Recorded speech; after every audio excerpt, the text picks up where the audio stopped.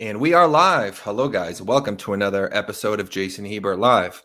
If you're not familiar with the show, we interview the loved ones of missing persons and/or unsolved crimes in an effort to help bring them home, spread awareness, and do everything we can to help provide closure and hopefully good news for each and every one of the cases. They're all different, but we hope to bring a positive resolution to each and every one of them. So if you're into helping solve these cases, as you can see, the show is interactive. So you can ask questions in the chat and they will be asked to the guests live so that you can get the story straight from the horse's mouth. So please go ahead, click subscribe below, set the notification bell to all, and you will be able to help out. Tonight, we do have our special guest co-host, which a lot of you guys know from the previous interview, which didn't go so great, so we're doing it here, but we have Gray Hughes Investigates on tonight. How's it going? I'm great, man. Thank you so much for joining us. I know you have your show to do and a million things going on, so we appreciate you coming in and helping us out. Do you want to tell everyone who's not familiar with you a quick little summary about your channel and what you do? I basically cover a lot of cold cases and missing persons as well, and maybe even active cases that are in the news. And I also, I've actually created 3D animations for like trials, I guess. So at the same time, I actually put out 3D animations sometimes for crime, but that takes forever. So I don't do them as much as I used to. I can imagine. I know I saw your animation with the Delphi Girls video, and I know on that one you had said it took you quite a while to put it together. Yeah, it took forever. Yeah, but really, he does really, really cool stuff, guys. Please check him out. Obviously, if you're on this channel, you are familiar with true crime. So Gray does. Oh, hold on. I got my stupid music. I don't know how to turn that off. Well, you just keep going. That was just random that somebody subscribed, and now you just heard Billie Jean from. I actually didn't hear it. I did last time, but this time I didn't. Okay, good. I think I turned that off. Okay, good. Sorry about that. No problem. He has a much better setup than me, guys. He has music and all kinds of cool stuff, which we're going to work towards some of that too. So he got plenty of ideas for us to help this show grow. So if you're not familiar with this case, this is kind of our second, but kind of our third episode on it. It's Ashley Lucas, who is from Texas. She had moved out to Florida to help care for an elderly woman. We earlier spoke to her sister, Jen Ackerson, who will be on shortly. We're going to try to give Jeff some time to kind of give his side of the story. Then we'll bring Jen on to go ahead and, cross-reference and see how it lines up with everything she knows, or if there's any information she wasn't aware of. But Jeff is the son of the elderly woman that that Ashley had went out to take care of. So as we were doing the last interview, we had kind of just told him, hey, Jeff, if you happen to be watching, we'd love to interview you. As soon as it ended, he messaged me and we took it from there. And he's willing and anxious, actually, to come on and tell his side of the story. So without further ado, I bring to you guys our guest, Jeff Epperly. Jeff, how's it going, man? Thank you so much for joining us. Good. Thank you for having me on. Absolutely. He is a little low, guys, so I do apologize, but it shouldn't be as bad as last time. It was really, really muffled before. Hopefully it's just more so low and not muffled, because I can hear him pretty good. So let us know in the chat, but if it's just low, please don't have a bunch of people saying, I can't hear. Just try to deal with it as long as you can make out what he's saying. But Jeff, do you want to get started? You kind of told the story a couple times already, but a lot of people, It's going to be their first time listening. So why don't you start with just give us the basics of why she came out there, what you told her to get her to come, and we'll start from there. Well, Ashley and I have known each other for about a year. We've stayed in contact. I actually went out to Texas to visit her it was in March. And we talked probably 3-4 times a week. And when she had lived here before, and she went over to visit my mom with me at one time, and her and my mom, they really got along. Well, my sister lives with my mother, and she was going on vacation, and she was looking for somebody to stay with my mom while she was on vacation. And unfortunately, like 24-hour nurses or whatever, they're astronomical. So I decided that, I brought up, hey, what about Ashley? And we brought that up to my mom, and my mom said, oh yeah, that would be great. I really like Ashley. So I called Ashley, and asked her, because she had talked about, possibly coming back down this way. And she said, "Oh yes, I would love, I would love to spend time with your mom and help take care of your mom while your sister's gone." So she came, she drove down. She got here around, I want to say it's around the 7th or 8th of July. She stayed with my mom for a couple of weeks, and it was originally supposed to be about 2.5 weeks, and after, I guess it was about 12 days or whatever, my sister cut her vacation short and came back. Now the offer always was for, as long as Ashley wanted to stay there at the house, she could, because there was a guest room. And but she decided, we both had decided that she wanted to just go ahead, and she actually had talked about maybe getting a place in that area. So I went up the first weekend to see her and my mom, and everything was great. The second weekend I was going to go up, and that was when my sister had come back. So, my mom had actually kind of suggested, well, why don't you guys get a room instead of, again, my mom's 83 years old, instead of having us, in the same room in the house or whatever. So we decided to do that, and then at that point, Ashley had just decided that, what, I'm not gonna go back to your mom's house, whatever. I'll stay here at the hotel. We were there for a weekend, and she decided she liked the hotel, so she said, what, I'll stay here for the week. When you come back next weekend, then we'll go ahead and we'll look for a place. Well, partially through the week, there was an incident that happened, and she felt threatened. She felt like she was going to be attacked by a couple of girls. So she, she kind of had a little bit of a nervous breakdown. So she was transported to a place over, actually in, it was actually in outside of Lake Placid, Florida. Let me see. I actually have the name of the place. It's Peace River Center, which is in Bartow, Florida, and she was there for 72 hours. I came up that weekend, and we got her stuff. She said, "You know what?" She says, "I really don't want to be here. I want to come down there with you." So she came down. She came down here to the Fort Lauderdale area with me, and we stayed at the place, that I live at, for a little bit, and then she got a little anxious. She likes to get out and about, and with what she does, I mean, I know that, from talking to her sister Jen, everybody knows that, she posted as an online escort.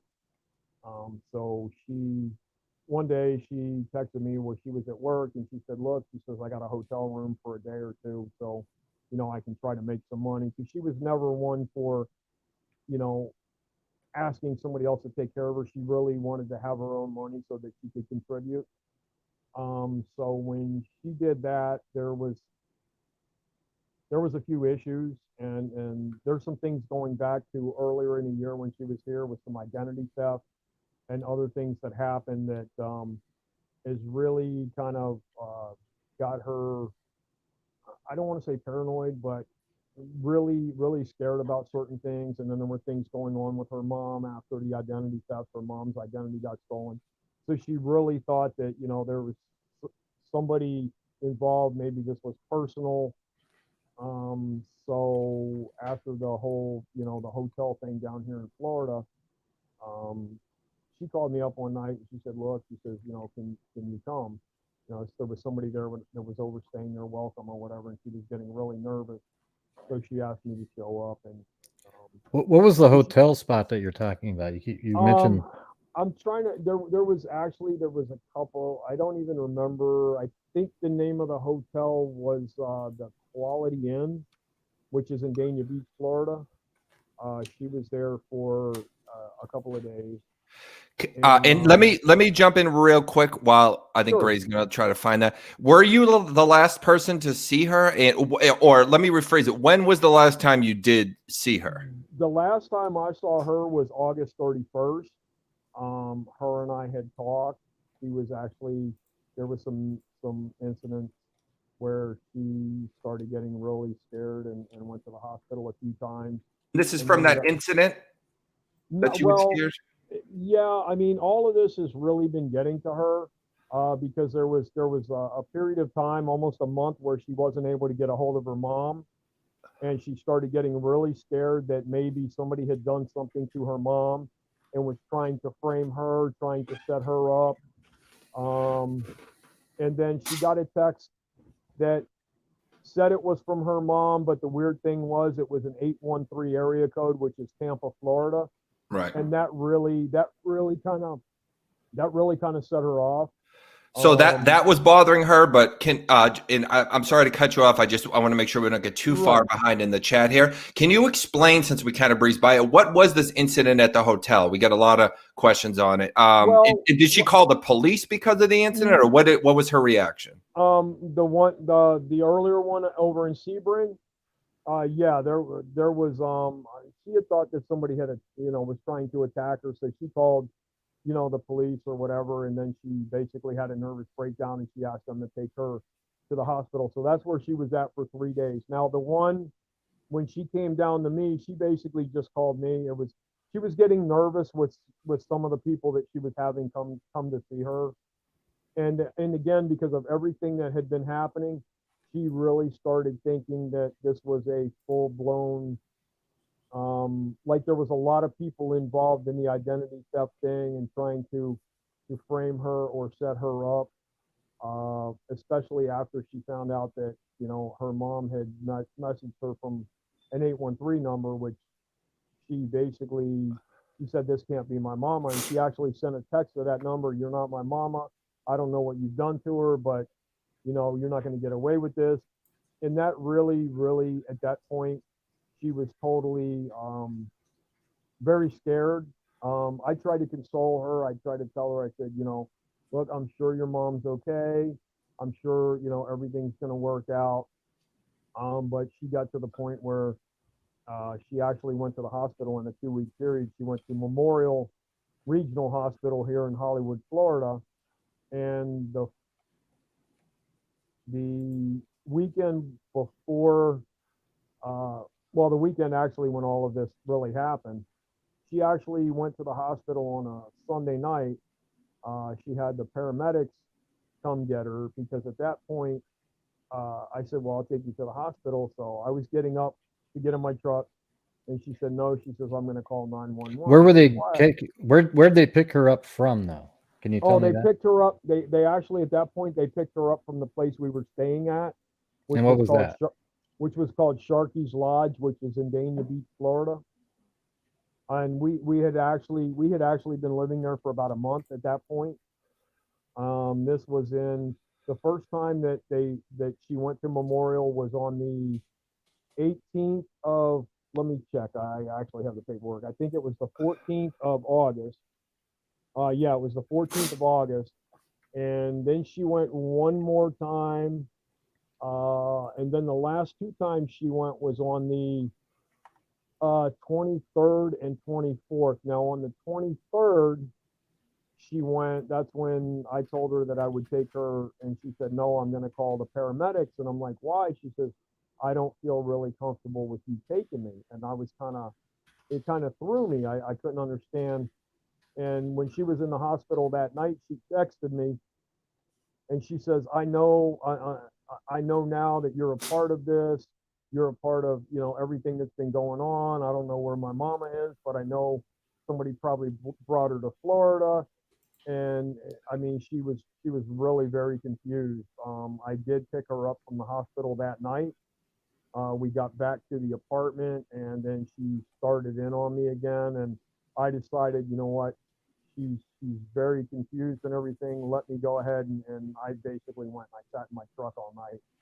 And around 5 o'clock in the morning, she texted me and she says, "Oh my God, I'm so sorry about what I said. I know you're my only friend here. You're the only person here that cares about me." So that day I was at work. She texted me, asked me if I had a nice day and everything. I came home that night and she wasn't feeling well. So I told her I would go pick her up some medicine. And she said, fine. I went to go get her some medicine. I came back and the neighbor said Ashley went back to the hospital. And I'm like, what do you mean? I says, I was only gone like a half hour. And she went to the hospital that night. She texted me. She said she was dehydrated and she'd probably be there for a while. She asked me if I could bring her some food. And and some of her money. So I did and dropped it off, and she texted me, oh, thank you so much. Well, the next day I came home from work and she still wasn't home from the hospital, and they said she had been released. So I was getting really nervous and worried. And then I got a phone call that night, and it was her, and she was yelling, and she's like, I want you to bring me some of my stuff. She says, I'm in a safe place. I got rid of my phone. That's why nobody can get a hold of me. I'm in a safe place right now. I know that this is a whole conspiracy. People are out to get me. And What date was this that she messaged that she's in a safe place and all this? this was on the 20, I believe it was the 24th or 25th of August. Okay. So I went there to see her, and again, in front of the whole staff, she was yelling at me, I know you're involved, and with all this, she says, I just, so I brought her stuff. I was really upset, and I tried to tell her, I says, I don't know why. I says, I've always been there for you, and so anyway, so then a couple of days later, she actually called me from the place, which is the place called the Respite, which was the safe place said she was at, which I found out actually was a sober house. She texted me on the Thursday, 2 days after she went there, and or she actually called me, and she says, "Oh my God," she says, "I'm surprised you answered the phone." And I'm like, "Well, why wouldn't I?" She says, "Well, the way that I treated you, when you dropped me off my stuff," she says, "I was very confused. I was in a bad state."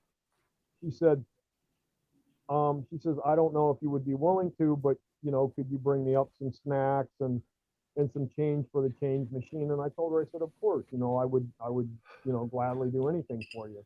So I went up there and brought her some stuff. I was unable to see her at that time.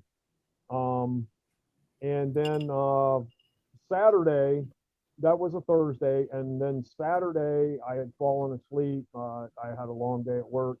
I had fallen asleep, and I woke up that night, and there was 6 missed calls from the facility. So I knew it was Ashley trying to call me, and I called back, and they said, well, they can't use the phones right now. So at this point, after the first time I saw her, I was very upset, and I couldn't stay in that apartment anymore. So I told the people I was going to move out and go back to the place where I was, at before. And so that Sunday, I was cleaning the apartment out, and Ashley called me. She said, "Hey, what are you doing?" And I told her, and she says, "Oh my God," she says, "I wish I was there to help you." She says, "I'm so sorry about all this." And she said, "I really had a bad couple of days, but I'm feeling better now." And she said, "Could you come up and see me?" So I'm like, "Yes, of course." So I went up and I saw her. I brought her a few things, and you know, she ran right over to me and hugged me. And um, Do you know, real quick, just to jump in, do you know what happened to her phone or when she had it last? yeah, now she had told me that night when she called me, which I believe was the 25th. It was the first night she was at the Respite. She actually called me from their phone, and she says, "I don't have my phone anymore. If you've been trying to get a hold of me on my phone, I got rid of the phone." She says, "So these people can't track me," because she swore that because of the hacking and the identity theft that somebody was tracking her on her phone. So she told me that she had gotten rid of the phone. She said, "I don't have that phone anymore. It's gone." So as far as I know, between the time she was at Memorial and the time she went to the Respite, she got rid of the phone. So You don't I know mean, where that's she didn't say where she had put no, I it? mean, I don't even know, and I didn't even think of asking the police officer if maybe it might have been there at the Respite when she got there. She just disposed of the phone or gave them the phone and said she didn't want the phone anymore. Because I know now at this point the phone has been off since the 12th of September, because I know her phone bill was due on the 12th, so the phone was no longer operational. But so I saw her that Sunday, and then that Monday, which was the 31st, uh, I had gotten off work and I was going to head up there and I was going to bring her some cigarettes. And she called as I was driving up, and she was like, "What are you doing?" And I said, "Well, I'm coming up to see you and bring you some cigarettes." And she's like, "Oh my God, that's perfect." She says, "I really appreciate you so much." And So I went up and I saw her, and and I told her, I said, I cleaned the apartment out, and I said, your clothes and all your items and everything, your personal items I have, and I got a little storage unit to put them in until we can figure, things out, or maybe get another place. And she said, okay. And she said, but she says, I have a folder with all my personal papers and social security card and birth certificate and everything. She says, please don't put that in storage. She says, keep that in a safe place. And I said, definitely, I will. And before I got ready to leave, she came over and gave me a big hug. And she says, I'm not really sure, but I may be having to leave here tomorrow. So please stay by your phone and answer when I call you from this number, which was the place called the Respite. And I said, yes, of course, I'll pick you up. So I didn't hear anything from her that next day. And so I got a little concerned, and I called there that she was going to call me on the Tuesday. I didn't hear anything from her that night. So Wednesday morning, I called there, and the gentleman that answered the phone said, oh, no, Ashley's no longer here. She moved on to, the next phase of her recovery. She went into treatment. And I'm like, well, you can't tell me. Can you tell me where she went? And they said, no, because of HIPAA laws, we really can't tell you. So after about 3 or 4 days, I figured, what, let me call them again. Maybe she was there and they were just, for some reason saying she wasn't there. So I talked to another girl, and she says, oh no, Ashley, she definitely went, into recovery. And I said, well, I haven't heard anything from her. And she said, well, a lot of times in those places, they're not allowed to make phone calls for the first, 14 to 30 days. And because of COVID, maybe even longer than that, since she doesn't have a phone. So she said, just give it some time. So I'm like, okay. So I waited it was about 3 weeks or so, and I didn't hear anything from her. So I really started getting worried. So I ended up, after going to 3 different police departments, nobody wanted to seem to help me. I finally went to Margate, which is where the Respite was at. And they said that, she's not really meets the criteria to list as a missing person, but I'll tell you what we can do. We can call there and see what happened. And that's when I found out that she actually was transferred to a place called the Stepping Stones, which is a treatment facility in Fort Lauderdale.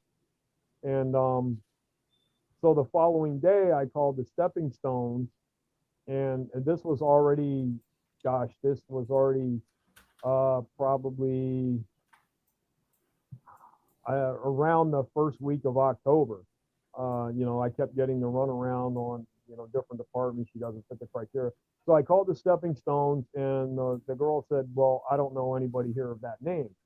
And I'm like, what do you mean? I says, was she there or not? She says, I really can't tell you. You'll have to call tomorrow, and talk to, some of the people that, help run the facility.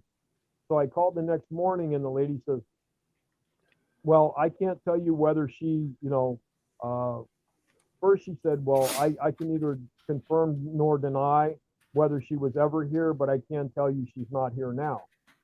So that really freaked me out. And at that point, I went to Fort Lauderdale police, and it took about 3 hours for me to convince them that, something was going on, again, because she was over 18 and no actual legal diagnosis of any mental facility, I am kind of surprised that is that not against HIPAA laws for them to tell you she was there and went to another center? They actually told you that where she went? Well, no, what happened was at the Respite, that was actually, I had contacted Margate police, and Margate police actually contacted them and found out that that's where she had gone to. And the Margate police is the ones that told me that she went to a place called the Stepping Stone.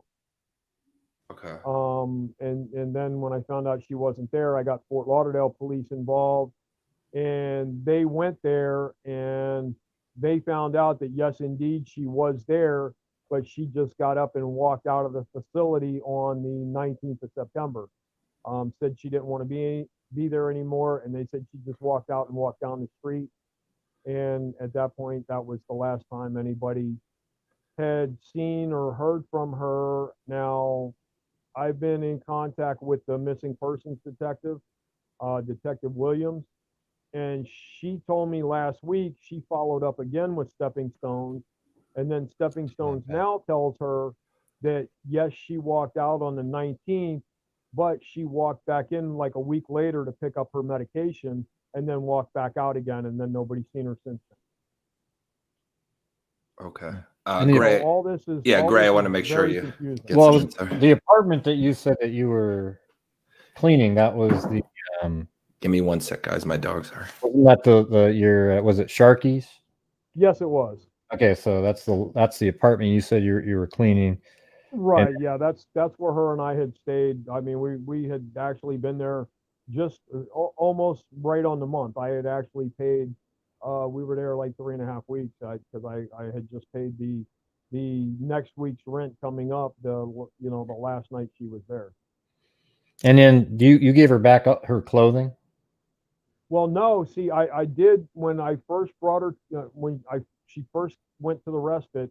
I brought her a laundry basket with some clothes in it, not all of her stuff. I mean, all of her stuff basically it fills up my whole Ford Expedition. I mean, Okay, so she was over at the respite, and then you she didn't contact you. She said she was going to get a hold of you the next day, but then like 4 days later, you're like, whoa, what's going on? And then turns out she left the respite. Yeah, no, actually, the day that she said that, I will probably contact you the next day, when I didn't hear from her that night, then I contacted the respite the next morning. Okay, yeah. And then like 4 days later again, she Right. you hadn't heard from her, and then it turns out she actually left there and went to Stepping Stone, right? Correct. Did she do that on her own? Why did she leave the respite to go to the Stepping Stone? Aren't they kind of a similar thing? She told them because actually the respite is more like a sober house. It's not really a treatment facility, from what I understand. And evidently, she told them that she wanted to, seek treatment. So then that's where it was arranged for her to go to Stepping Stone. I mean, they really don't give out much information. It basically, this whole thing has been like pulling teeth, and I mean, I basically, when I went to Fort Lauderdale Police, I basically was standing in front of the police station. They told me, well, you have to call somebody on the phone. I basically was crying on the phone, asking somebody to please do something so we could find out what was going on. Do you think the people at respite though were like, hey, you need something a little bit more, you need to go to some place like the Stepping Stone? I mean, it is very possible. It is very possible. I mean, I don't know how, why, that decision was made. Nobody would say anything other than she had, and I know this was something that her and I had talked about for a few weeks. That was something that she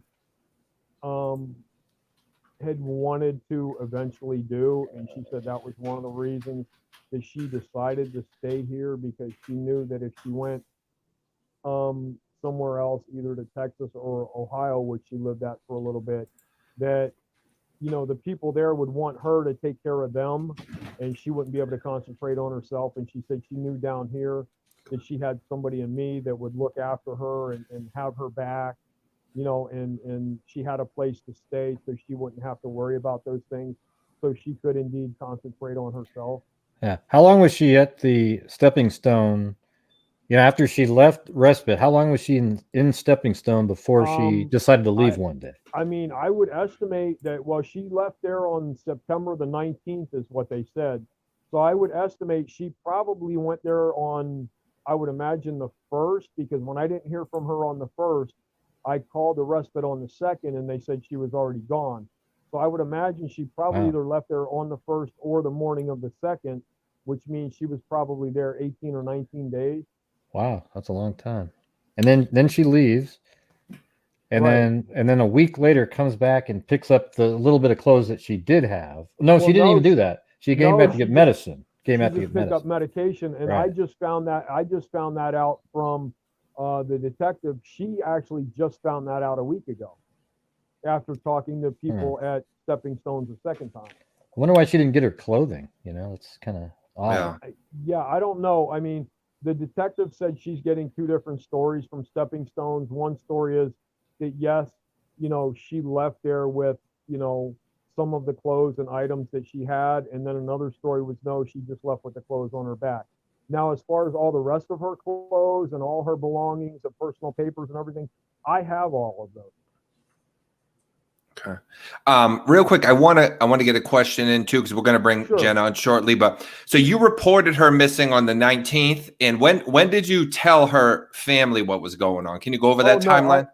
It was actually like October the 9th before I was able to even find out what was going on. It took me that long to be able to you know, that was when at that point I found out that she had walked out of that place on the, you know, 2 weeks prior to that or 3 weeks prior to that. I mean, it was really a big deal to even get any police departments to take me seriously or even to follow up and find out, you know, what was going on. Because again, they said she's over the age of 18, you know, and she didn't fit the criteria of a missing person at the time, is what they said. Okay.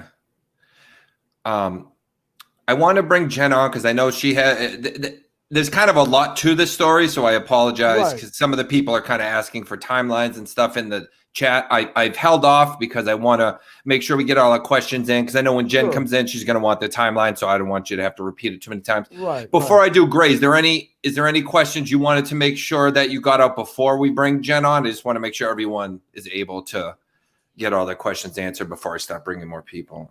No, I would say though, what I think, Jeff, what you should do is write down the timeline and be really specific, and then at least then it's out there, because you have a whole different timeline. You were there for a lot of it, so I mean, early on. Absolutely. So you need to write it down, because it does kind of go all over the place. Like, oh yeah, be really specific. You know? Right, and the thing about it is, with all this, you know, really the whole identity theft thing and everything started way back in February when she was first here.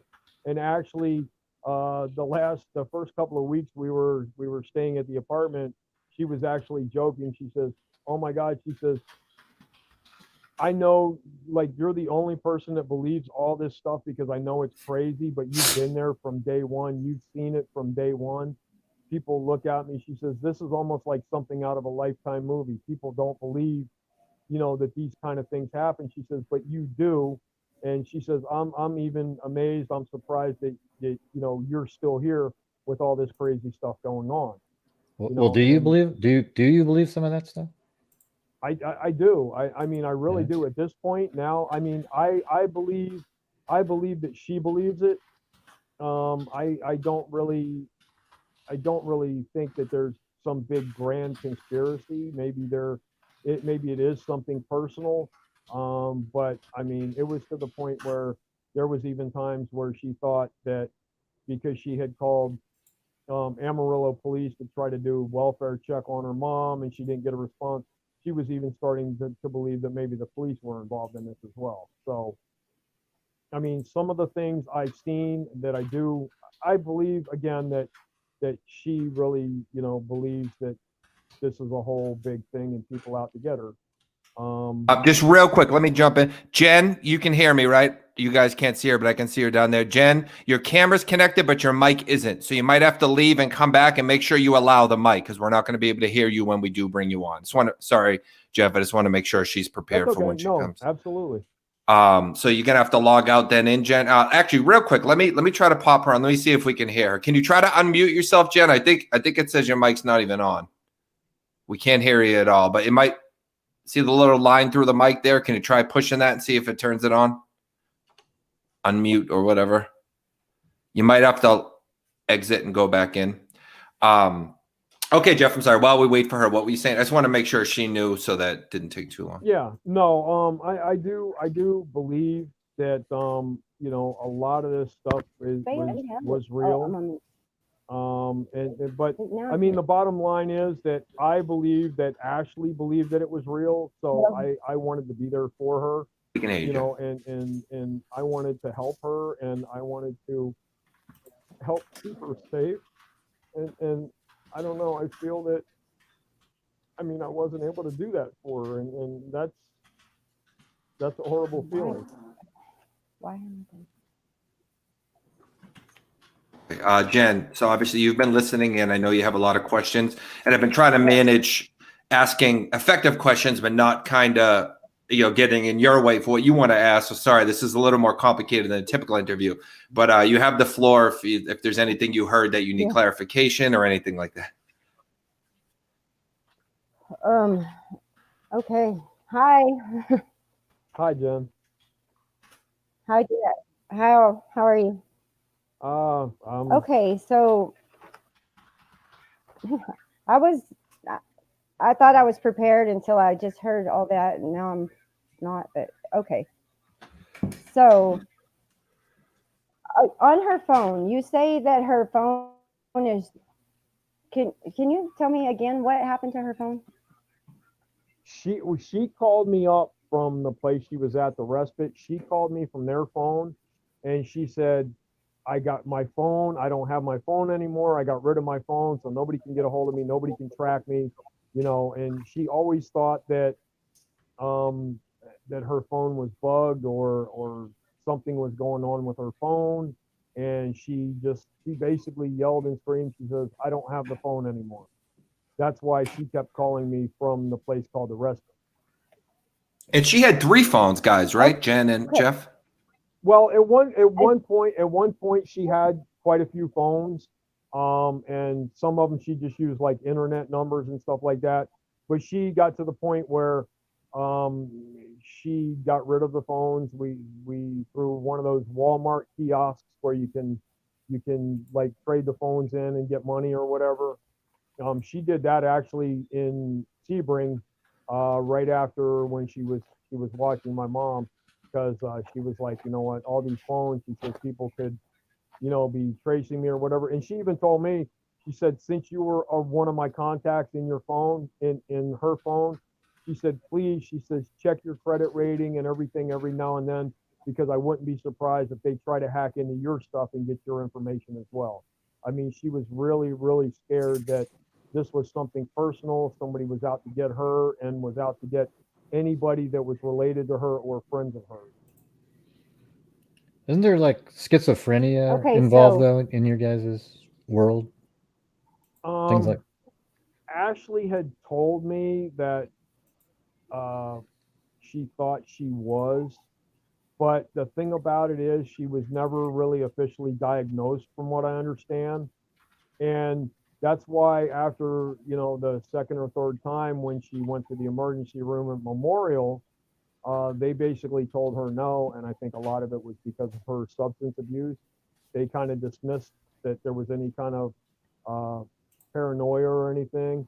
And so therefore she said, well, then that means that everything that I'm hearing or seeing or that's in my head has to be real, which I don't blame her for thinking that, because if the doctors totally dismiss, her having an issue, I mean, what else is somebody to think? And that really upset me that the doctors would do that.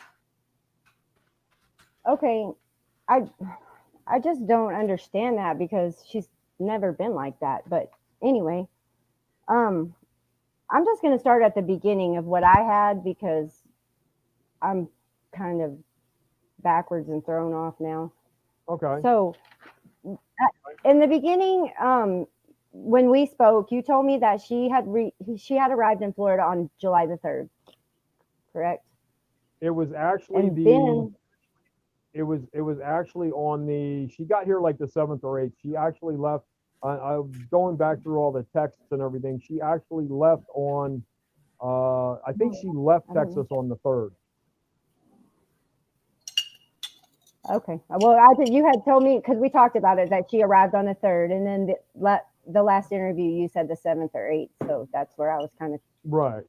I was trying to get my timelines right, because supposedly the job she was going to do was for 2 weeks, and then we had the whole. Okay, so she did do the job for your mother, correct? Yes, she did.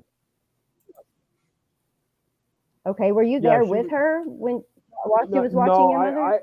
I actually know, because I actually my mom lives like 2.5 hours north of me. But I did come up the weekend. I guess Ashley got there on a Tuesday or a Wednesday. I actually came up that Friday night after work, and I stayed for the weekend. And And then I went back home, that Sunday, and was going to come back up on the weekend, and spend some time with them. And I mean, we had a really good time. We took my mom out to eat, and we did a lot of things around the house, and really helped my mom out. And it really made Ashley happy. I mean, she cooked dinner for my mom and lunch every day, and it was really nice. My mom was really happy. Ashley was really happy to be able to do it for her. And I mean, it was just, Okay. it was a really good So, thing. okay, so you say that after that you guys went to a motel room, you had stated that she had no money, she was not. So I'm just curious as to if she did the job. Then did she not get paid for doing the job? No, she did get paid. She had money at that time. This was back around the end of July. She had money at the time. She got a hotel and the whole 9 yards. We got a hotel, and she decided to, stay there for the week. And I was going to come back up the following weekend because, she really liked that area. And she really kind of wanted to stay up that way. And then the incident with her, and I guess there was an incident at the hotel. She had texted me, and okay, so she called. Sorry, she stayed at the hotel while. I'm sorry. No, it's okay. I'm sorry. You go. I just heard the silence. Okay. She stayed at the hotel while you went to stay at your place, but did you not say y'all were living together? That's what you told me in the beginning. Yeah, she came, no, she lived with you. Yeah, but this part of the timeline was when she was still up there by where my mom was at. Now once she came down here, we did get a place down here together. We were staying here we were living together for almost a month. So didn't you say that y'all weren't living together, that she was at a motel, you had your own apartment, you were looking for her an apartment? Isn't that what you said on the right, last? but I'm just so confused. Yeah, I know. Because you had said that she stayed, that she never left the apartment, that she had no friends, she didn't socialize. You had told me all that, correct? If I could make a suggestion, kind of like Gray said, once you answer Jen's question, maybe if you run back through the timeline a little more detailed, maybe that would help clarify something. Because I feel, I'll be honest with you, it seems like Jen's not clear on some points, and I also am not as well. And I'm assuming maybe Gray too.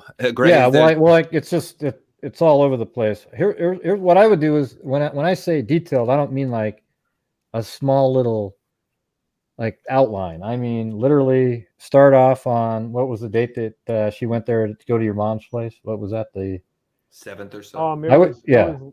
Right.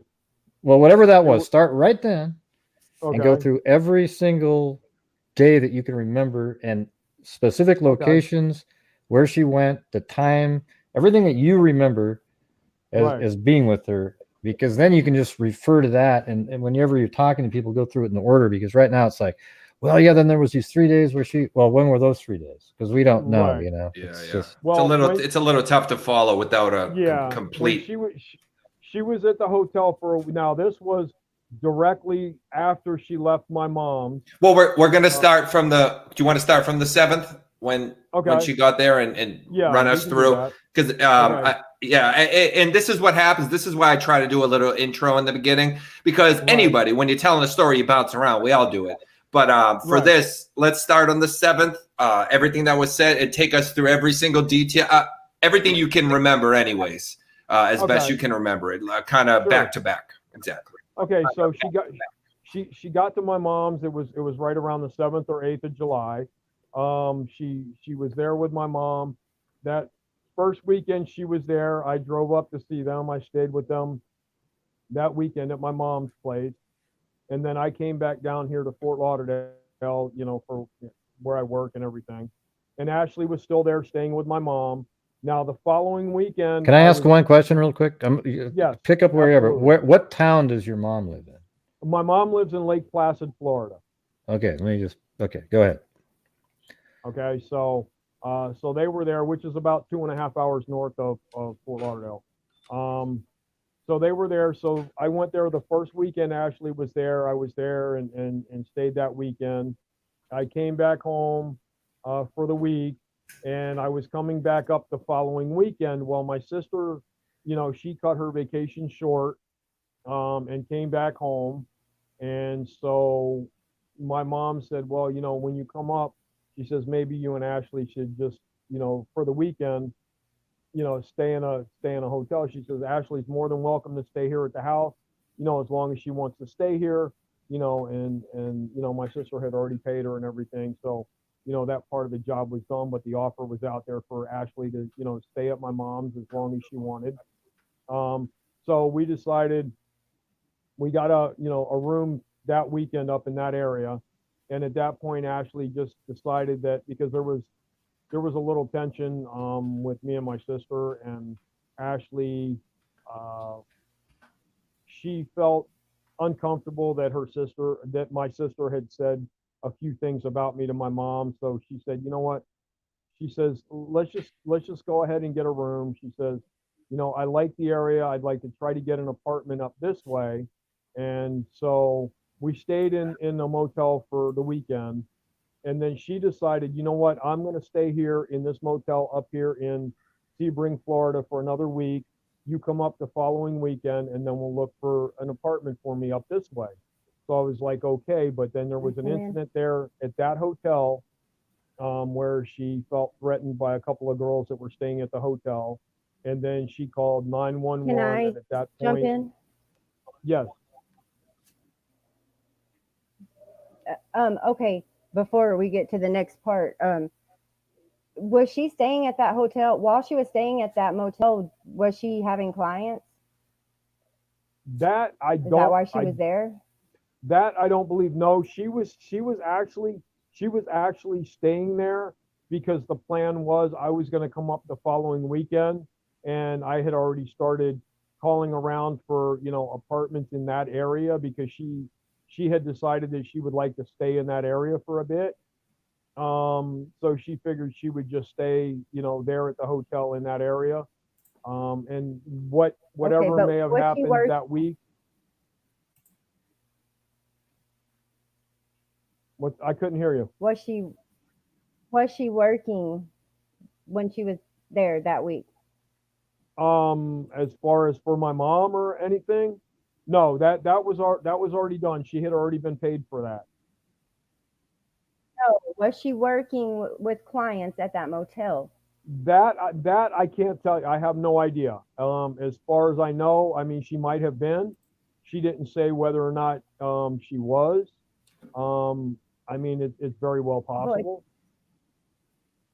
Okay. Go ahead to your. So.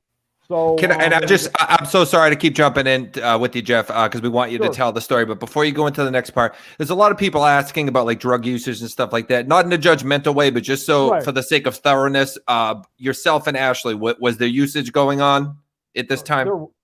There was, yes. Okay. Just so everyone kind of, because we're talking about a lot of things like psychosis and paranoia. Right. So I want everyone to be able to get a feeling as to why that may be. So again, not to be judgmental to anybody, Right. but just to get the full picture. Absolutely. Continue. So while she was there, I guess she texted me and she said there was an incident. A couple of girls tried to attack her. She called 911. She felt, she was very scared. She asked for help. So they took her, they basically what they call in Florida, Baker acted her, which was a 72-hour psychiatric hold in a facility called I have the paperwork here. It's called the Peace River Center, which is in Bartow, Florida. They took her there, and she called me and she said, "Are you still coming up this weekend? Because all my stuff is there. I want you to make sure." So I went up that weekend, which was it was actually the weekend of the July 25th. I went up there. I actually went up there to the evening of the 24th. I stayed there the 24th, 25th. On the 26th, she called me. She said she was being released. I picked her up. We went back there to the motel that she was staying at in Sebring. She said, "You know what?" She says, "I really don't feel safe here by myself. I want to go back to the Fort Lauderdale area with you when you leave tonight. Do you know what the I'm like, hotel name was? What was the name of the hotel in Gosh, Sebring? I want to say, oh my Lord, it's been since July. I want to say maybe it was the Econo Lodge. I know it was right on the very edge of Sebring, like right between Sebring and Avon Park, Florida. It's right on US 27. Okay, I got it. But I believe it was the Econo Lodge. Yeah. Yeah, that is it right there. So at that point, she decided she wanted to come back down here to the Fort Lauderdale area with me. So we drove back to the place that I'm, currently staying at. And Okay. Can I ask something? Sure. Okay, when she was at the motel and the girls jumped her, and she was scared. She called 911. Why did they take her to a hospital an hour away? Well, because the thing And about it is it was a psychiatric facility, and that's actually the closest one in that area. In that area of Florida, there's not much of anything as far as hospitals and facilities like that. So unfortunately, it was a good probably 25-30 minute drive. Mom's house? No, that was hospital? actually, no, not at all. That was actually north, because where we were staying at in Sebring was about 20 minutes north of where my mom was at. And this place was another 25-30 minutes north of that. So Okay. that wasn't What's even, because what's really bothering me a little bit is that we haven't been able to get any information on your mother or your sister. right. I don't understand. My mother has asked repeatedly over and over for your sister's phone number, anything, so that we could talk to them, but I don't understand where they're at Well, actually, nobody's actually asked me for any of that. Just to verify that she was well, just what happened? How was her mood there? How did she act there? Where did all this come from? Because this is kind of all out of the blue. All of a sudden, she's paranoid, schizophrenic, mental. It just kind of catching us at a shot off guard a little. Well, the thing about it is, she wasn't like that before. So again, this goes back to the whole identity theft thing from back in February when she was here before, and she was scared that maybe people she was associating with, had been involved in all that. And also, you keep saying that the people and that all this was going on and all this was happening and she was scared of people after her, but like what people, what happened? Well, that's the whole the thing. Identity theft, I'm sorry, I just want to say this because my mother, okay, you're saying it all started about in February, which is exactly what happened to my mom. Everything that you're stating happened to my mom, but none of that happened to Ashley that anybody is aware of, except for you, I assume. No, it did happen. It did happen to Ashley, and then it happened to your mom. So that's why Ashley thought somebody had hacked her and got into her mom's information, because she did. I actually have mail that came here to the house from the credit bureaus that right after this happened, she was here before. She called the credit bureaus to put a freeze on her credit and to get, special papers or whatever so that she could be the only one to check on her credit. This has been going on with the identity theft. It happened to her. What's that? I was just saying how anyway, okay.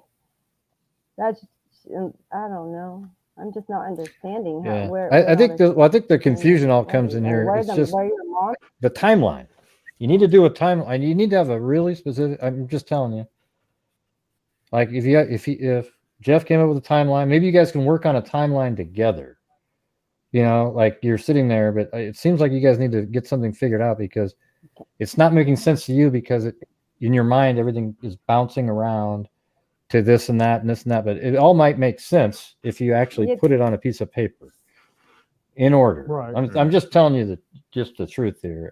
It's hard to, then you'll both know it when you're discussing it. Like I've got a lot of stuff mapped out right now that he's mentioned, I mean, Right. there's like what, about 5 different facilities? I mean, at Yeah, least and 4.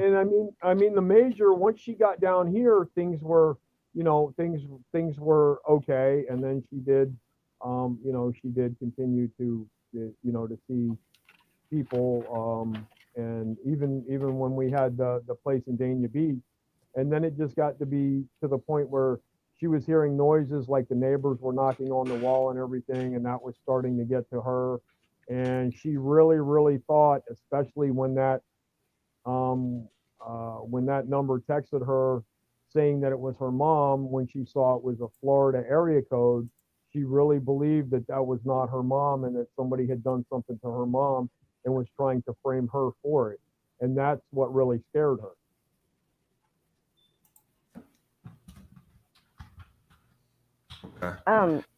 Okay. Oh, when, so while she was with you, living with you, was she still working? When is the last Yes. time she posted on an escort site? It was actually the 24th of August. Okay. Well, do you know what that post said, or? No, actually, no, I don't. But the What, thing about and a it lot is, of people have asked this, Jeff. Would you Okay. consider yourself as having been in a relationship with Ashley? How would you consider you guys to have met? And like, what would you give it a title? Were you friends? Where'd you I stand? mean, we became, I mean, to be honest, we became very close friends. She once told me before she, you know, before she left to go back to Dallas, originally when she was here, she told me that, you know, I was probably, you know, one of, you know, the best friends she's ever had. And, you know, if she would do anything for me, I would do anything for her. I mean, we started getting a lot closer. As far as the relationship, no, I wouldn't classify it at that, you know, at the point we were at, but it was, I mean, we were as close as two friends could be without technically Okay. being in a relationship. How did you feel when, Okay, like, so when how she did would go out and have Thank you. the clients? How did you feel there? You know, I didn't want her really to do that. And I mean, she even admitted herself, she wanted to, you know, she wanted to get out of doing that. But at that point, that was really the only way that she knew to, you know, make any money. And so, I mean, I was like, Ashley is the kind of person that, you know, if I would have told her, no, you know, I don't want you to do that, she would have just got up and left and got a motel room and she would have done it anyway. So, you know, and I didn't want her to you know, be mad or anything like that. So I was, I'm not going to say I was okay with it, but I was, I knew that that's what she wanted to do at the time. So, you know, I accepted that, in other words. So she blew through that 2,400 pretty quick, right? Because at some point in the story, it only covers a few weeks. Oh, Jen, you might have been talking. You were muted. I don't know. Sorry. Yeah, I'm sorry, I muted myself. It's okay. Go ahead, finish. No, I was just going to say, so she makes $2,400. It's only what, another 3 or 4 weeks before she's gone, and by the end of that 3 or 4 weeks, she's already done with the 2,400, even with working. Right.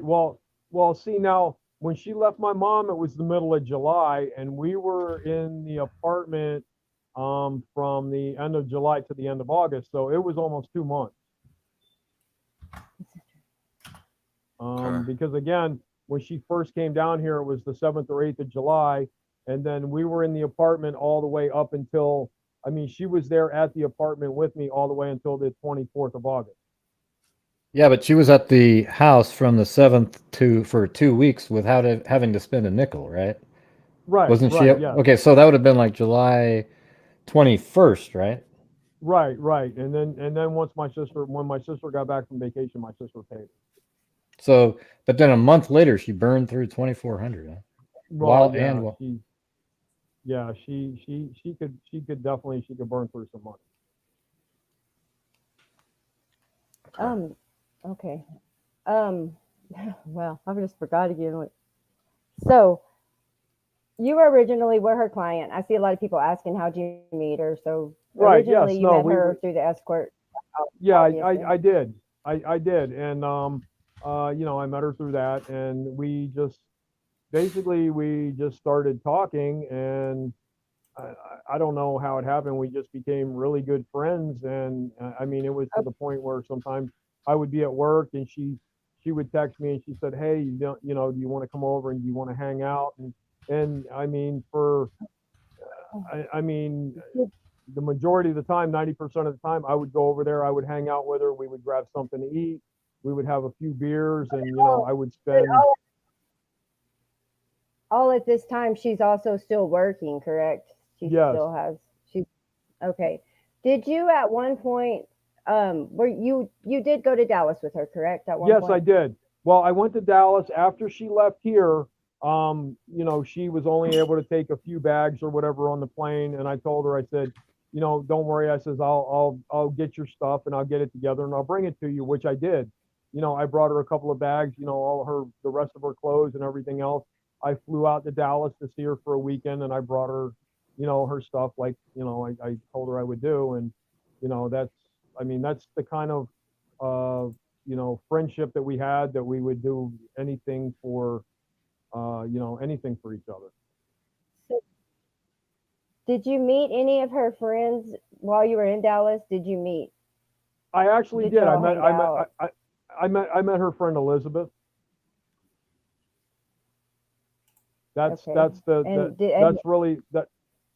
That's like the only person that I met when I was there in Dallas was her friend Elizabeth. Okay, so Larry, do you know Larry? No, I've heard her mention his name, but I'd never met him at all. So you didn't hang out with him when y'all were in Dallas? No, because see, I guess he was the one that picked her up when she went back to Dallas, and she originally stayed with him for how long, I don't know, but by the time I got out there, she was no longer staying at his place. Jeff, can I jump in? Where, if you had to venture a guess, what are you leaning towards? What might have happened to Ashley? Where is she?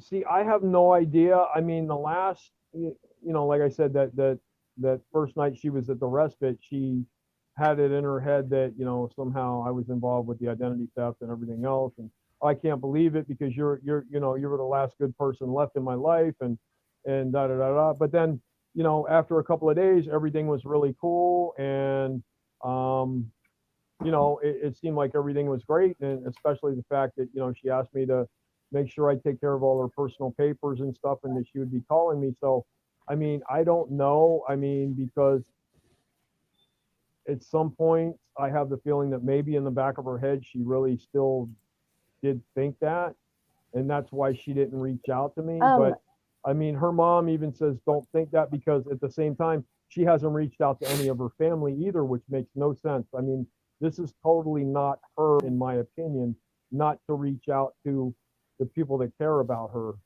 and so that's what really bothers me. But the thing is, there's a real actual fact that she was at what is it, the respite or stepping stone, right? Well, she was one of those places she was at for 3 weeks, right? Right, correct. And then she leaves, comes back a week later. Does anybody know where she was during that week? Nobody knows. Nobody. I mean, the police have not been able to get any information at all as far as that goes. And that's the weird thing, because there's really, I mean, there's a few people here that she's met in passing, but nobody, as far as I know, that she trusts enough to reach out to, other than, I mean, she always said the only person here that she really, really ever trusted was me. I mean, that's what she told me. So that's, again, what I would have to believe. And I can't think of anybody, I mean, anybody that I know that, that she may have ran across, I've contacted them, and nobody has heard or seen or anything. I even called a gentleman that has an apartment where, when I very first met Ashley last year, she was renting a room from. I actually contacted him to see if he had seen or heard from her, and he said no. And he said the last he talked to her on the phone was in August, when we got the place in Dania Beach. Who was that? I'm sorry, I missed that. It was a Spanish gentleman that she was renting a room from back the first time she lived here in Florida, back when I first met her over about a year ago. Okay. I want to get back to Dallas because I feel like I don't get. I'm not saying what I need to say. I'm sorry. I apologize. Okay. So when you were in Dallas with her, did did you happen to catch her with a client? Physically walk in and catch her with a client? No. Hey, Gray, can you check Did the that private happen? chat on the side, Gray? There's a little private chat button. Sorry, No, guys. I Want to didn't. make sure. Do what? No, actually, I didn't. No, the whole time that you know, when I went there, she was at that time, she was staying with some other people. I don't even know who they all were because she said, you know what, we're not going to stay here. She says, I've got some money. She says, and you're here in town to see me and bring me my stuff. We're going to go ahead and we're going to stay in a hotel this weekend. So we just went right when she picked me up from the airport. We went and got a hotel and stayed at a hotel the whole weekend. And, you know, for a little bit, you know, her friend Elizabeth came over and we all hung out and everything. So that's how, you know, I got to know Elizabeth. But I mean, other than that, it was just basically, it was just Ashley and I there in, you know, at the Well, room. I only asked because she out of her, you know, she explained a situation that had happened down there with you. So, and I don't know if her to lie. She does what she does, and she's never lied about it. So that's why I asked you Right. that. You said you did walk in on her with a client. She said she was afraid of you. She said you were No, violent. I never. No, that's not in the lead. I've never walked in on her with a client, not at all. Okay. Do you know of her living or staying in a warehouse in Dallas? With No. Larry. Larry? No. All I know You is don't that at one know. time she had stayed. She told me this was before she even came down to Florida the first time. You know, she had just mentioned the guy's name and said, you know, it was somebody that she had stayed with before. He had a limo company. He was going to pick her up at the airport when she went back to Dallas, and you know, that was the extent of it. Okay. And also I forgot back on the phone part. You said that her phone was shut off, correct? Right. But her phone is paid until November 12th, so her phone is still active to right now. And I just don't ever seeing her just getting rid of that phone. I've you know, I mean, we all do. Right. I mean, I've tried calling that number several times, and I've had other people try to call that number, and the phone is not on. It is dead, but it's on. We got to it. We got to her voicemail.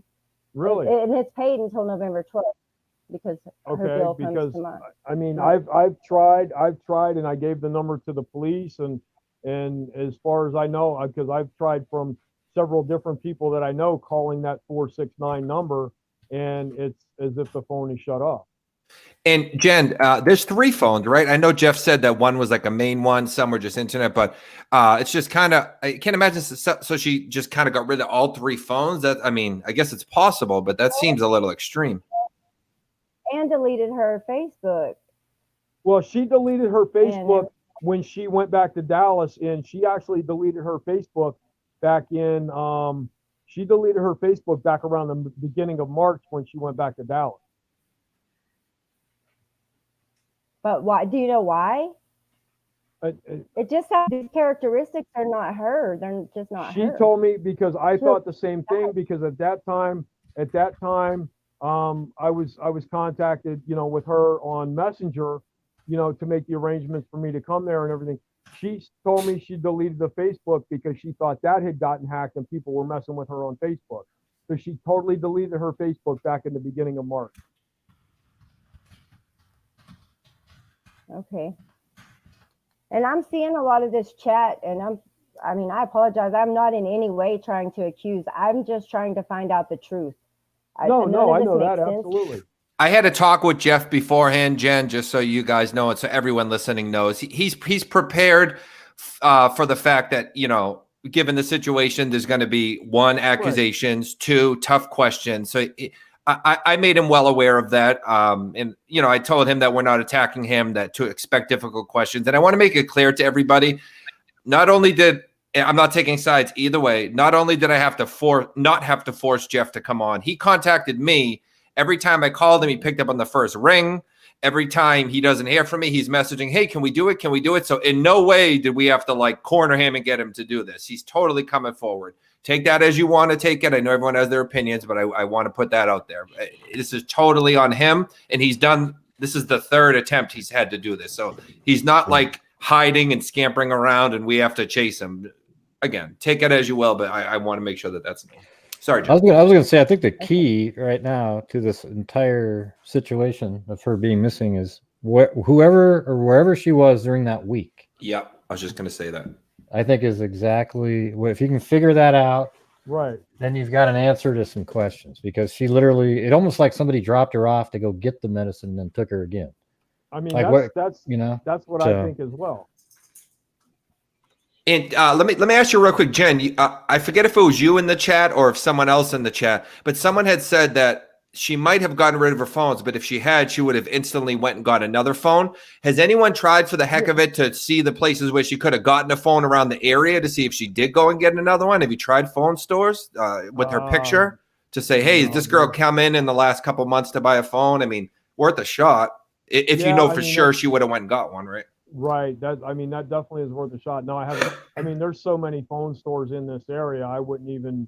I mean, that's a thought, because actually this morning I spent about 2.5 to 3 hours putting flyers up in the Fort Lauderdale area again. You know, I just had another batch made, so I mean. But And yeah, I want to apologize. I'm going to let, I think Gray has to leave pretty shortly, so I'm going to let him, I want to make sure he gets everything in, because me and Jen have all the time in the world. But guys, my dog is pretty much dying as far as I know. That's why he's like, it requires 24/7 care. Typically, I'm not running away from the computer like this a lot, so I apologize. But it kind of works out because I want to make sure Gray, since he has to leave a little earlier, gets everything in as well. So Gray, if you want to, finish up or ask any more questions, I'm just going to take a moment to do something for the dog. He just went to the bathroom all over the rug, so sorry. Oh, I can smell it. Okay, well, good luck with the dog. Thanks. Sorry about Just that. be a It minute. sucks. What I was going to say was, she had the phone paid until November, right? But it seems like she was really paranoid at that time. Right now, I mean, this whole time she's paranoid about somebody getting a hold of her, faking her identification, all this kind of stuff. So I could easily see her. It was already paid for, but then just going, forget this phone, turns it off, and now maybe she's using a burner phone or some other type of phone, but completely just sort of moved on and isn't contacting, because she thought you were the one that was doing some of that stuff, right, Jeff? Well, that was that last weekend she was there. She just, and a lot of it was because she said, well, you're sitting by, you're consoling me, you're telling me everything's going to be okay, and it's not going to be okay. It was just that maybe I wasn't, didn't seem, I was very concerned about what was going on, because I do believe that, Ashley believed all this was going on, and maybe I should have seemed a little more concerned now that I think about it in hindsight, because that just kind of caught me right out of the blue, her thinking that. But again, the last, 2 or 3 times when I saw her at the respite, it seemed like, she was very apologetic. She says, I was in a very confused state. I was worried about my mama. And she said, I really appreciate everything that you've done for me. And is respite the last place she was at? No, that was the place before. Okay, before that. Okay, so Stepping Stone. That's the last had place you ever that communicated? I saw her at. But you never communicated. Okay, that was the last time you ever saw her, was at respite. And just before that, she was paranoid about you. But then it seemed like you guys got better. But then she then gets transferred, or on her own decided to go to the Stepping Stone and was there for 19 days about. Then she left for a week, came back, picked up her medicine, and that's the last time anybody has any idea of her at all, like at the 26th of September, right? Yeah. Okay. And just to say it, her lifestyle puts her in kind of one of the most vulnerable elements of society. They are targets of a lot of different people. So, hopefully, but it sounds like she puts herself into facilities though. So, and they can't, if she's in one, like that one she was in for 3 weeks, She could be in one right now for 6 weeks more, and she's still sitting there, right? I mean, you can't find out if she's in one. That's what's weird about it. Exactly. And I mean, I've even gone as far as trying homeless shelters and whatnot and everything, and taking pictures. And what they told me, they said, well, we can't say anything about our clients. We can't even tell the police unless the police come with a warrant, which, I mean, to me is crazy. It is. Seems like we got more shows on this one. I mean, it's just like, it's not, I don't even feel like it's still put together really clearly. But. Yeah, there's a lot to this one, boy. Can I comment? Can I comment on the chats or no? Yeah, absolutely. Okay. For whoever, you, all of you out there that are saying that I didn't have contact with her or know her for years or whatever, I don't know who you are or what you're, but yes, we did have contact and we did see each other. I saw her the day before she left to go to Florida. So I don't know where any of that's coming from, but I did know her characteristics, and so did my mom, and these are not them. And I don't know. I'm blown away. I think it's been made more clear, but I think there is still some confusion to things. So what I would recommend is when we do finish up here, Jeff, maybe you could write some. I think Facebook has like little notes you can put. Maybe you could put something like kind of a timeline and stick it there for anyone who has questions. And yeah, Gray had to go. So thanks, Gray, for. Oh wait, no, he didn't leave. Hang on. Did you mean to leave, Gray? Yeah, I did mean to. I thought I just had to hit that little thing that said remove from stream, but I guess it just makes you sort of hide, right? Yeah, exactly. Okay, so you're taking off? Yeah, all right. Thanks for having me on. Oh, no problem, man. Thank you. Luck, I appreciate it. All right. I'll talk to you soon, man. Thanks again. Yep, bye. All right, bye. All right, Gray's awesome, guys. Check out his channel, Gray Hughes Investigates. But okay, I'm sorry, guys. I didn't mean to interrupt. Just wanted to make sure we didn't lose him accidentally. He has his own stream to go do, so. You're great. So Jeff. when she was in rehab, you did go up there and see her? Yeah, I went and I saw her at the respite, which was the first place, which was a sober house. And again, I brought her some items. I brought her some snacks. You know, she called me on the phone. We actually talked that one Sunday morning. We talked for like 10, 15 minutes on the phone, and then I went up to see her. And, you know, when I saw her, she ran up to me and gave me a big smile. They gave me a big hug and said, you know, I just want you to know I really appreciate everything you do for me. And at that point, I thought that everything, you know, was good. And then the last time I saw her, again, she said, I may be calling you tomorrow because I might be having to leave this place. And she said, please stay by your phone and answer your phone. And she says, I'll probably be calling you to come and pick me up. And that was the last that I heard from her. I just don't understand why she would get rid of her phone. Like that phone, it means a lot to her. You know that as much I the same thing, but the state that she was in that night, she was really, I mean, she was really freaked out, and she had talked several times about she thought maybe somebody was tapping her phone. You know, I mean, I've got some medical, you know, one of the papers from when she went to Memorial Hospital about the, you know, the diagnosis they had, which I'd rather not, you know, I could talk to you privately on that. I'd rather not, you know, air that in front of a whole, you know, chat room or whatever. But she was, you know, and it really scared me. And I didn't want to, I don't know, maybe I went about it the wrong way. I tried to keep her calm. I tried to be there for the best I could. Maybe I should have done more. I don't know.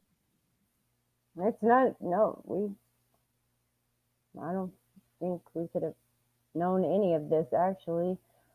So you did try to report her missing before the 19th?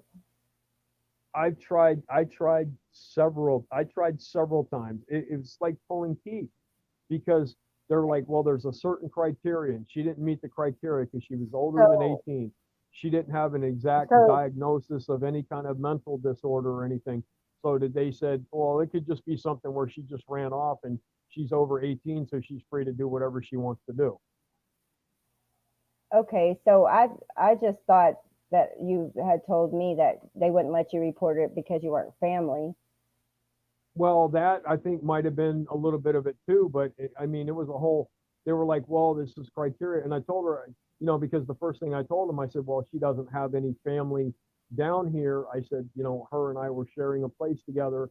I said, I'm the closest friend that she has here, and I said her family is away in Texas. So, I don't think that that was really the issue as much as the fact that she was over 18 and didn't technically have any Why kind of diagnosis. why didn't you why didn't you call any of her family at least if they wouldn't let you report her? Because Well, we're here's the used thing. to her. Here's the thing about it. I didn't have any numbers. Again, I didn't have any numbers because she had her phone.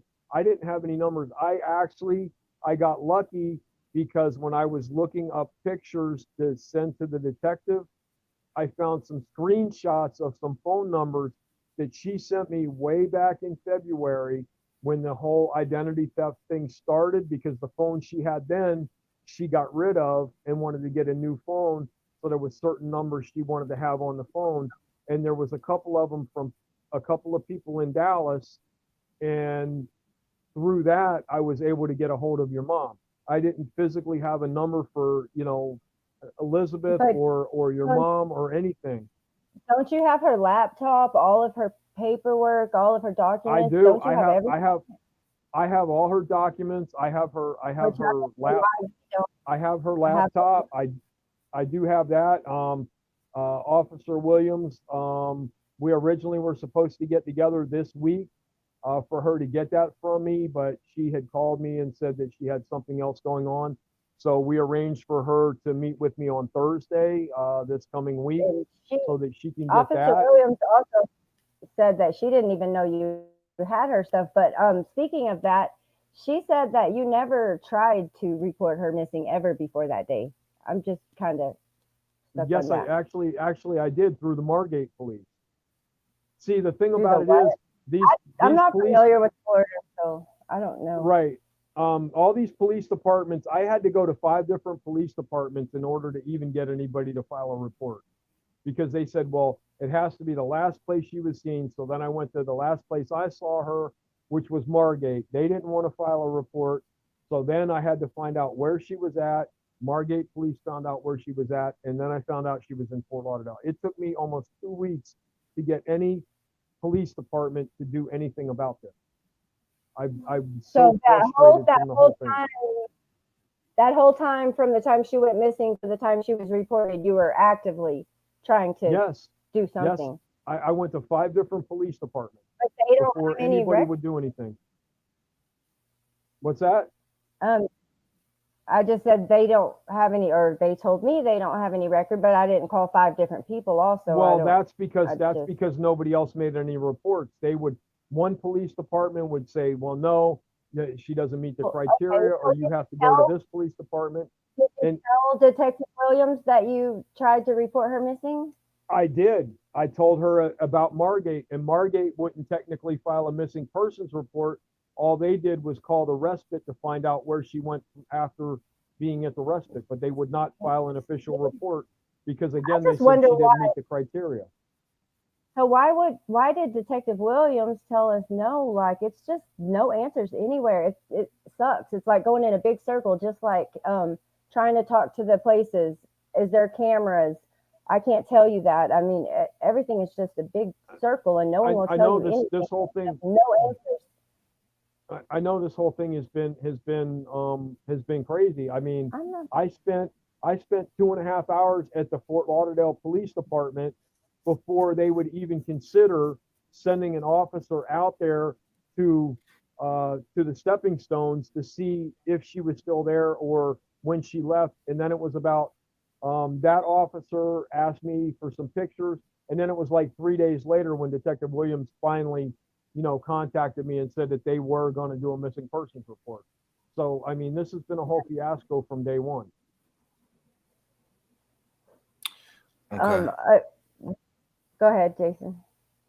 No. Are you reading the chat? I don't know how much long, because we're already an hour and a half. I don't know how much longer we're going to go, guys. But there are people saying things that you would have to approve. I don't want to, No, I mean, I don't. Okay. I don't think we need to get any more. Yeah, it's nothing personal to anyone, guys, but typically these go about an hour, and I have all night. I don't care about that, but you got to think about the guests. I mean, Jeff's here on his own free will. Jen, obviously, of course, trying to find her sister, but at the same time, you can't, 3-4 hours, it gets to be a lot for people. These are emotionally heavy situations. So obviously, Jen will probably talk till 5 a.m, I'm sure, if she needs to, but at the same time, we don't want to force her to and Jen, just so you know, there's a slight delay on your end, so if it sounds like we're talking over you, it sounds like you're talking over us, for example, it's not intentional. You have like a 1 second delay, just so Jeff knows that too, because I noticed a couple times you guys will start and stop. That's why that happens. You probably know. Okay. On these comments, I mean, everyone's saying I'm being rude and horrible, and I don't think they mean you. I think they mean a couple people in the chat. There's been a lot of fighting. They're saying me. Oh. But I just want to say that is not at all my intentions. Like I said from the beginning, I honestly just want the truth. I just want to find her. And I feel like somebody has to know something. And when things don't add up, or when stuff has holes in it, and or stories are changing, I'm trying to just figure it out, because well, let's if you want to have them clarify a couple more things, if you have more questions, Jen, let's do that. In the meantime, let's get a few questions in the chat if there's anything anyone's unclear on, and me and Jen can kind of go back and forth. I'll put them on the screen. We can ask Jeff if you guys have any questions, because we want to, obviously the most important thing is getting Jen's questions answered in the families. But if anyone else has any more questions, we can ask those too. I try to always get questions up. Typically, as soon as you guys put them, boom, I bang them on the screen. But there's so much to the story, and we had multiple people on, so it's been kind of hard for me to get your questions up on screen. So I apologize if it seems like I'm just ignoring them. Promise I'm not.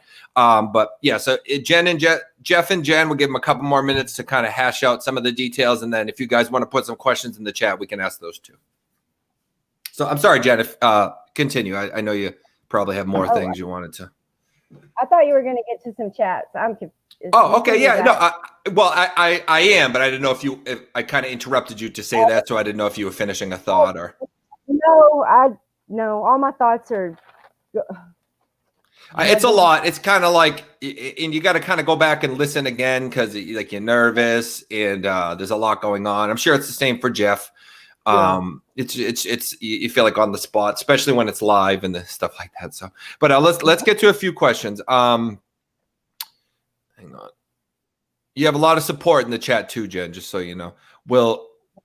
So let me answer this partly. Wendy Sims says, will Jeff give the sister or mom's phone numbers? Publicly, no. I won't allow stuff like that to be publicly. But Jeff, I don't know. I'm assuming Wendy probably means, will you give it to Jen? Yes, of course.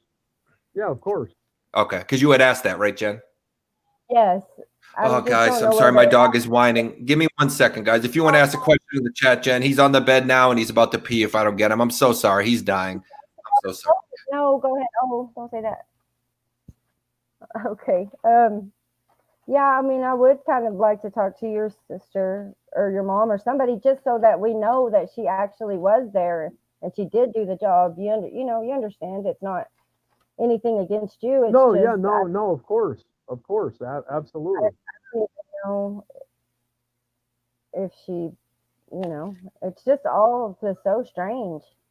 And for her to call 911 because two girls were jumping her, that just, I know Ashley, she loves to fight. So yeah, I mean, all this has been, and the thing about it is I feel really bad, because I know this has really been on her. And a lot of it was because she really thought that somebody had done something to your mom and was trying to set her up, because a couple of weeks before all this ended up happening, she said she said, I want you to promise me something. And I'm like, what's that? She says, if somebody is trying to frame me and I go to jail, will you call me all the time? And I was like, yes, of course. I said, of course. And she says, Frame you her know, for because, what? and she says, you know, because you're with me, they may be trying to, you know, they may try something with you too. And I said, well, I'm not worried about that because you and I have done nothing wrong. And I don't think that there's no way anybody can frame you for anything because you've done nothing wrong. And then she said, if something happens to me, she says, would you please look for me? So you don't know of anybody, any friends, anybody there that we could reach out to? I mean, somebody, she's just, everybody's after her. She's scared to death because she was scared when she came back to Texas from Florida the first time. This is what bothers Right. me. Right. She was already scared of someone because she had probably done something to someone. I know how she is. That's is what it is. So for her to go back to Florida, that just baffles me in the first place. And then it's just, why? Who was after you? It seems like if you were so close, you would have to know. I just need to know Well, something. that's the thing. She could never figure it out. And the only thing that we could figure out a couple of weeks before this was that we were thinking that because of the things going on, it has to be somebody, it has to be something personal. I mean, it even got to the point That's where, what I was saying. That you were close. So what do you mean personal? What well, does that mean see, exactly? she could never really, I mean, it like racked her brain trying to figure out who could be behind the identity theft and all this other. And she says, Yeah. I've never really done, anything to anybody. She said, but, some of these things, she said, it seems like it might be personal. So she thought maybe, and she tried to figure out, could it be this person or that person? I mean, that was always, and her and I were trying to sit down and try to figure out, maybe who this could be. I mean, she was so But see, confused. you're saying this person and that person. So who are this person and that person? I'm just trying to get some names. Well, it was basically, basically it came down to where she thought that maybe her ex-girlfriend Lil might have been behind the identity theft. Which one? Ex-boyfriend? I mean, that was the What was last, that was the last thing that the last thing that she, but then again, she started thinking, well, Lil has to know people and this and that. I mean, there was even points, I have texts where she actually started to believe that maybe the police were involved. So What ex-boyfriend did you say? her ex-girlfriend Lil in Ohio. Oh, Lil. Okay. Yeah. Okay. So Because you do know. Because of the things because since her mom, since your mom was hacked too and everything else, she said that, you know what, she says, now that I'm thinking, she says it may be her because I know that, Lil, her ex-girlfriend Lil, and your mom never really got along, according to Ashley. And she said maybe she's out to get both of us and blah blah blah. But again, this was all just things we were talking about one night and speculation, and she got to thinking, well, Lil may know people down here. And then she was like, I mean, I have text from her where she's even started to think that, the police may be involved. So, I mean, I didn't really know, what to think. I mean, here where we live, like when they don't 911 doesn't, or the ambulance, whatever, whoever, they don't commit you if you call 911. I don't know. Right. I mean, that means that's strange. Is that a different law there? Because I'm still confused on that. Like, well, what it was, what 911 call, but it's of course taking a minute. What she had told me that she was so scared that she basically she told the police that she was scared that these girls were going to try to do something to her, so she didn't want to be there anymore, and she was very confused. Okay, well, I have a text message from July 27th, I guess, maybe. Okay. I guess that was right when she was released from the mental hospital. Right. that says she was in a mental institution, that someone had committed her, that she was Right. scared. They were feeding her medicine. She's making her think she was crazy. So that just kind of contradicts what you know, I don't. Well, the I don't. police actually see they have a law. They have a thing in Florida called Baker Act, where if anybody or the police think that someone is has issues or is capable of harm to themselves or others, that they're actually committed for 72 hours. So I mean that's what that's what it was, because she did say to me that she had jokingly said that if the girls didn't leave her alone, that she was going to try to get a gun and do something. So I just don't maybe that's why. understand that. Do we know the I've names of never those seen- people? That's a question that's been in chat a No. lot. Any of these girls she was scared of? No. What happened? I have no idea. All I know is that she texted me and she said that there was an incident there. Again, this was up in Sebring, and she thought two girls were trying to jump her, and that she got scared and she called 911. She explained to the police. She said that she wanted to go somewhere. She wanted to be protected. She was not, and she said that, she really felt like, doing something. So you don't know who these girls are? I just never seen her in my life. I've seen her be scared of things, but never fighting. Right. She did a lot of hard No, time in Ohio. So you know that I've never seen her scared No, of I have no idea, because again, I was down here and she texted me and then she said, well, I'm probably going to a hospital or something. Can you make sure you come up this weekend in case I get released so you can come pick me up? That didn't even answer my question at all. But okay. Huh? I am. I'm sorry. Okay. You said that when she never left the apartment, that she stayed at the apartment all the time. You said that her drugs were brought to her, correct? Right. Okay, so when was that? Because all these times we're talking about, she's out fighting and going here and there. When did she start? Well, when did she get at an apartment and stay? And that never was leave? that was actually in Dania Beach, and we got the place right around it was the beginning of August, end of July, beginning of August. And I mean, she never really went anywhere during the day. She would probably walk down the street to go to Checkers to get something to eat, but never really went out. The only time that she ever really went out of the apartment was when I came home from work. We would go out to eat, or we would go do things or whatever. But I mean, she just, other than walk across the street to maybe get a beer or go over to Checkers to get something to eat, she basically just stayed at the apartment all day and watched TV and did whatever.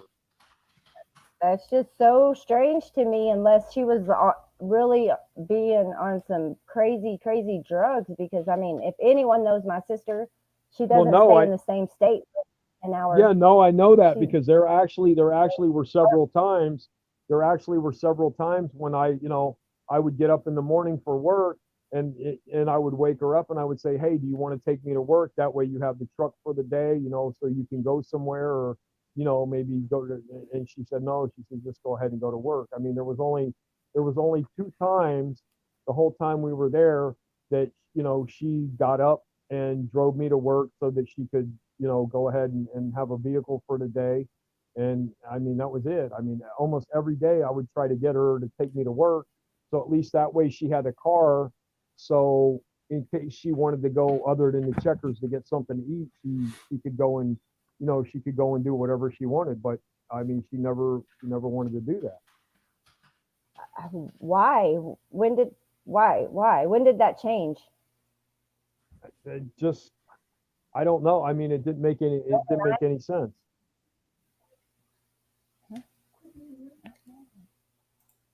Okay. So any more questions? Try to get them in, guys. We are winding down because we're getting close to about an hour and 45 minutes here, so I don't want to wear out the guests too much. Most people know if Jen or any of the family ever want to do an interview in the future or something, another one, we can do it, so that there's, I don't mean to rush you guys. We can always do more. But I'm sorry, Jen, what were you going to say? I just want to make sure everyone is. No. Yes, I keep forgetting to ask this. Do you know what medication she was on? Actually, to be honest with you, the second or third time that she went to Memorial, when she went to the emergency room, they did prescribe her Seroquel, which she did take for the first 3 or 4 days, and then she went back to the hospital again, and then that's when she ended up going to the respite. But I still have her prescription bottle here, with all of her stuff, with her prescription of Seroquel. Okay. That's okay. Go ahead with it. You went over it last time, but what happened to the car? If you wanted to go over that one more time, and also someone was asking who was bringing drugs and stuff to her. They're asking if it was you or was it someone else, or No, it wasn't me. It was someone else. do you know that person? I've met him on occasion.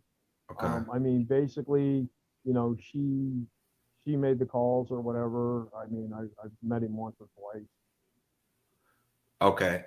So, and to be clear, any names or anything mentioned on this show, they're not hard accusations, both to Jeff or someone else mentioned or anybody, whether it's by me, a guest, a co-host, anything like that. There are no hard accusations. It's just families trying to piece together what happened. But okay, so that's a name we haven't went over. I don't know if you want to say it publicly, but maybe you can speak to Jen about it. Is that someone that we could? If someone chooses to go missing, if they have an issue with drug usage, that might be one of the few people they keep in contact with is the supplier, right? Right. So that could be I would guess, yes. Okay. Jen, I'm going to let another question or two come in the chat, but I want to make sure you get everything in. Jen, I want to make sure you get all your questions in, and Jeff, I want to make sure you also say everything that you wanted to say. So I'm going to kind of stay back a little bit while you guys, finish up and talk, but by all means, get everything out. Okay. I just feel like I know a lot of people think that she's on the run and doesn't want anybody to know where she's at. And oh no. And Jen, you had said what happened to her car in your interview, right? Can you tell? Because a lot of people in the chat asking about the car. Can you tell that quick? Yes. She loaned her car to someone. This is the story I get. And they didn't return it. So after that happened, she reported it stolen. They found the car. Supposedly it was at the wrecking yard. So supposedly she went there and saw the car. The front end's completely damaged. The tires are all flat. Car's messed up. They wanted, I guess, $150 to get it out. From what I heard, she just said, you know what? I don't know if crimes have been committed in this car or what y'all done. So forget it. Just keep it. That's the story I get about the car. Okay. Just because there was a lot of questions in the chat. I try to walk a line between not asking the same question 50 times, but making sure everyone in the chat knows what's going on. So sorry if some things get repeated. A lot of people come later and stuff like that. Oh, well, with this, I'm so lost. Can y'all see me? I can hear you. Can Yeah, y'all you sound a see me? little muffled, but not The bad. whole screen is blank. Jeff, do you know anything about the car? And you can see me? I Yes. do. I'm sorry, my screen is blank. Basically, It's yeah, okay. basically, and I told the detective this. Basically, what happened was Ashley lent somebody the car, and she kept supposedly the guy's car was in the shop or something. So she kept trying to get a hold of the guy, and the guy kept giving her excuses. So it got to the point where she's like, you know what? She says, I don't think this guy's going to give me the car back. She's like, who knows what might have happened? What people may have done in the car and everything else. So what happened was, I found out, where the guy was at, where he had the car. And I told her, I said, Ashley, look, I know where your car's at. She's like, really? And I said, yeah, why don't you ask him for the car back and I'll go over there and get it. And she's like, no. She says, I don't want any issues. And so she had known somebody who had access to a tow truck. And so I'm like, well, look, I said, why don't you contact the guy I'll make sure the car is still there. Have him pull a tow truck up. So she called this guy, had the guy pull the tow truck up and snatch the car, which is not totally 100% legal, but so towed it back to his place, his facility, and of course she didn't have the keys to the car. So about a week later, she contacted the guy. She said, look, she says, I'm going to try to go over to the guy, you know, that had my car and try to get the keys, da da da da da. And she got the keys, and then she called the guy, and the guy said, well, we had already talked, and I already changed the locks and new keys, and it's going to be $150. And she said, no, there's no way. She says, because I told you I was going to get the keys. And she said, you know what? I don't know whatever they may have done with the car or whatever anyway, so I don't even want the car, to just keep it. And that was the extent of it. And the car is actually still sitting there today. Do you know where they found the car at? Yeah, I do. I know exactly where it's at. And I actually contacted Detective Williams, and where they originally found it at. Like not where it's at now, but yeah, no, I know exactly where it was at, because I was the one that actually spotted the car. It was actually parked at a hotel, which was right down from where we were staying. Okay. Man, y'all had a lot of hotels and apartments and The car was right down the street from where you were. You're the one that you happened to pass by it. Yeah, well, on my way because she knew where the guy stayed at. So on my way to work one morning, I was driving by there, and I was like, oh my God, there's her car. So I went back. When I got back to the apartment that night, I told Ashley, I said, I saw your car. She's like, really? I said, yeah, it's right there where the guy's staying. She said, oh, well, he told me that, you know, the car was parked somewhere else. So we went there and we looked, and she says, oh my God, the car's there. So that's when I told her, I said, well, why don't you just go up? And she said, no, I don't want any problems with this guy. And, you know, I don't know what the deal was with the guy. But so then that's when we came up with the idea of just having the car, you know, towed and you know, snatched from the property. Okay. Jen, do you have any additional questions you want to get in? Because I have to start winding down. I got a I don't know what's wrong with the dog and a couple other things. Sorry. So I want to make sure we get everything in. Is there any more additional questions that you wanted to ask? I mean, I'm sure there is, and I can't think of anything right now. A lot of people are saying she just took off, and she does take off a lot, but she always contacts the family some way. And this has been a lot longer than usual, right? That she would, if she was going to take off. Oh, there's something wrong. I know that there's something wrong. She's not running and hiding. And if she were, then she would find a way to let somebody know she's okay. There's no doubt in my mind. And there's no doubt in my mind that something happened to her. Right. Okay. Go ahead. Sorry, that delay again. I apologize. Jeff, I'm sure you watched Jen's interview, and you may have seen other videos of mine. So, you know, at the end, I always try to do a direct message to the person. So Jen did one to her sister. Would you like to get a direct message to Ashley if she is out there and listening to this? Absolutely. Ashley, I want to make sure you're okay. I don't know what your head is telling you. I want to make sure you're okay. Your family wants to make sure you're okay. Everybody's beside themselves. Please reach out and just let somebody know you're okay, and just let them know what's going on. We all really care about you a lot, and we want to make sure you're safe. Okay. All right, guys. So, do you have anything else you want to add, Jen or Jeff? Because I'm gonna like I've said this like 5 times, guys. Sorry to repeat myself, but I just want to make sure I don't cut you off and miss anything. You're fine, Ashley. We love you. Come home. Yeah, I mean. Oh yeah, sorry, Jen. If you want to do the direct thing too, I can. It's just because we already did one with you. I didn't do it this time. I was just putting that in there. Yeah, come home, Ash. If you're there listening, watching, you know, you're an adult. So if you want to be alone, that's your right. But obviously, people are very, very worried about you. So just let everyone know you're okay. And then, I'm sure they'll let you be alone, but they need to know you're okay. Thank you to Jen and Jeff, as well as Gray Hughes. Please check out his channel, guys. He's awesome. As you saw, he does a lot of stuff with maps, and he gets a little more visual than I'm able to with my technology.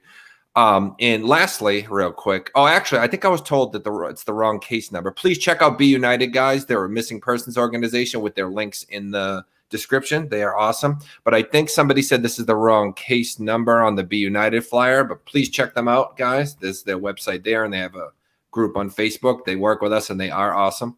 I don't know if this is the same wrong case number. Jen, do you know if this is the right case number right here, or do you not know offhand?